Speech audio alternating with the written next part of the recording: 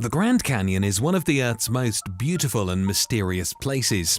Its depths stretch seemingly forever, and its sheer size can be breathtaking. But it's not just the physical beauty of the canyon that makes it so mysterious. It holds secrets about our planet's history that have yet to be uncovered. Turns out, the canyon might have been home to ancient Egyptians and even giants. And it was proven only to be covered up. Yup, this one's about to take a turn no one was expecting. Come along as I take you on a journey to discover the hidden history of the Grand Canyon and the lengths everyone had to go to keep it hidden. In 1908, President Teddy Roosevelt wanted to protect the Grand Canyon from timber and mining operations. He took a bold stand, declaring it a national monument and protecting it from further development. As the Grand Canyon's popularity skyrocketed over the years, so did its need for protection. At least that's what we were told anyway. You see, all of this might have seemed like the normal course of action, but it simply was not. It was all happening way too fast, and suddenly everyone was going to lose access to some of the sections of the canyon. Explorer G.E. Kincaid was one of the many people that were obsessed with the canyon and everything it was about. So, naturally, he was sad to hear about the fact that he might never be able to see it in its full glory again. While there was clearly nothing he could do to stop the Grand Canyon from being closed off in some places, he could have one last hurrah. With that in mind, he took a boat down the Colorado River and through the canyon. He searched for precious minerals like gold, silver and copper, which were abundant in the area at the time. Kincaid was hoping to get his hands on some of these much sought-after materials before it was too late and the Grand Canyon would be off-limits forever. And well, while the plan was great, he had no idea what he was about to actually find. After sailing up the river for about 40 miles, he spotted something strange, stains in the sediment formation that was around 2,000 feet high. This was far from normal in the area, so he decided to investigate and so stopped his boat and set out on foot. Although there was no trail, he wanted to go check it out anyway. Kincaid soon stumbled upon something remarkable. Hundreds of steps carved into the sandstone leading up to a high shelf on the side of the canyon. He followed the steps until he reached an entrance that was clearly man-made. This was crazy because there shouldn't have been anything man-made down there. People had never existed in that part of the canyon. Amazed by what he was looking at, he couldn't help himself. He stepped inside and turned on his flashlight. Upon further inspection, Kincaid noticed strange hieroglyphs covering the walls of this cavern, but they weren't like any he had seen before. They were ancient Egyptian hieroglyphs in the Grand Canyon of all places. Then saw that the tunnel stretched far out into the distance, and unknown to him at that point, this was only the beginning of a much bigger discovery. Kincaid knew then that he had stumbled upon something extraordinary, an entrance to a hidden ancient passage. He was eager to explore further and uncover the mysteries within this forgotten cave, but he couldn't have possibly guessed at what awaited him. He realized that he wasn't just exploring a passage, but an entire underground city. The main passageway was around 12 feet wide, while some of the rooms were as big as 30 by 40 feet square. He also noticed that the ceilings in many of the rooms converged to a center, and that the side passages near the entrance ran at a sharp angle from the main hall. Intricate planning had gone into it all. Kincaid was amazed to discover that the walls were around 3 feet 6 inches thick, a feat of engineering he couldn't understand. He wasn't standing in a building, he was underneath the canyon. How could all of this even be there? But that's not all. He also found several granaries with shelves, some of which still contained seeds, as well as cooking areas and a huge dining hall.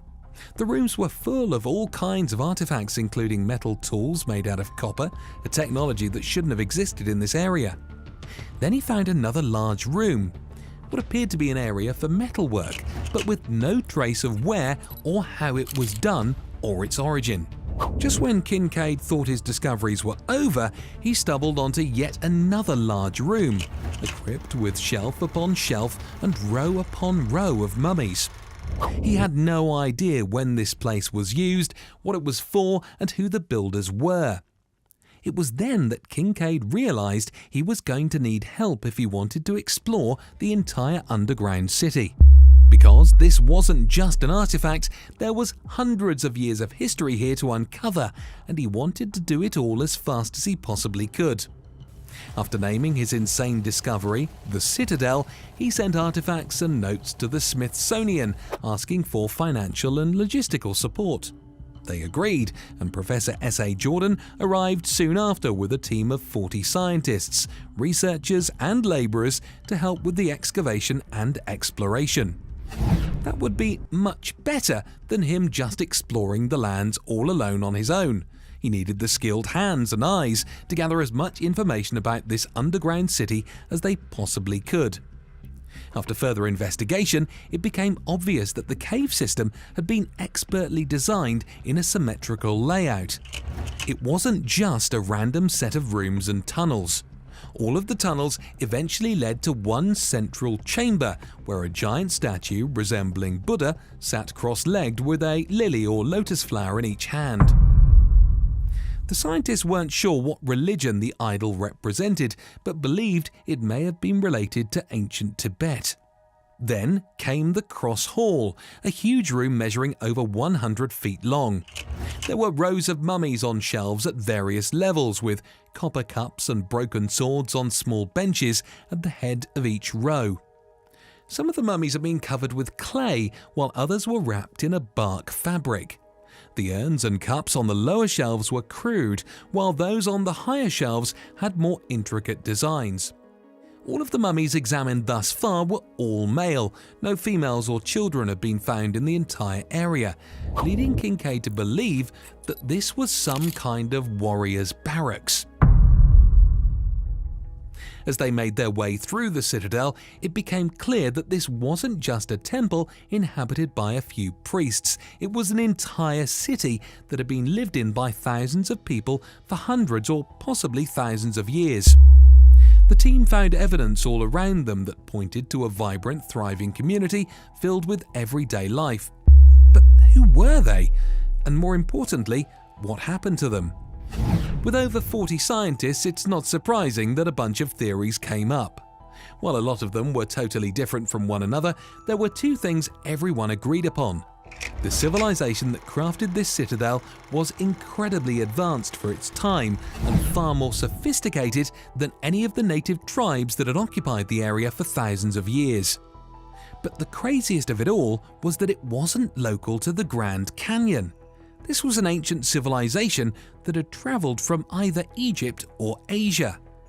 Kincaid and Professor Jordan sent boxes of artifacts with accompanying research notes back to the Smithsonian Institute in order to prove their hypothesis of this lost civilization. They detailed how these people were educated, skilled and spiritually complex, and how this civilization was technologically advanced. Kincaid wanted to further his research, but needed more resources and a bigger team to help him. So he contacted the Smithsonian again. Unfortunately, the request was rejected, and while that would have been sad anyway, the craziest thing happened. Kincaid and Jordan were never heard from again. It was almost like they vanished into thin air. All of their workers either left for other states in the US, died, disappeared, or just decided they didn't know anything, just in case a case is filed. As long as they get to go on with their lives, they didn't care what happened. Kincaid and Jordan's disappearances were more than enough to shake things up. No one really believed in the project anymore, and that's when the government swooped in and decided that no one would enter the area. For many thousands of years, the Grand Canyon has been home to several native tribes, including the Hopi, Zuni, Navajo, and Apache. According to Hopi mythology, this is where the first humans entered the world as lizard people. Yes, you heard that right. Apparently, these reptilian shapeshifters emerged from the Grand Canyon and evolved into humans. If they were going to start off anywhere, it had to be somewhere like this, right? Other Pueblo cultures have similar stories of otherworldly creatures in their legends, some lizard people, others giants. In fact, rumors suggest that these giant skeletons have been found all over the western United States, but the evidence has been suppressed. The mounds of America's Midwest ended up being an interesting archaeological site, as they appeared to be much more advanced than those in Europe at the time. There were reports of extremely tall skeletons, some as high as 7 or 8 feet, something that hadn't really been found anywhere else in a really long time. Basically, when the Spiro Mounds in Oklahoma were excavated, these giant skeletons were found and sent to the Smithsonian for further examination. As they were familiar with the whole situation that was going on in the Grand Canyon anyway. But guess who claims they've heard nothing of the sort? Yep, the Smithsonian. This wasn't the only time something like this happened either. In 1892, stone coffins were discovered in Alabama by Frank Burns during a geological survey.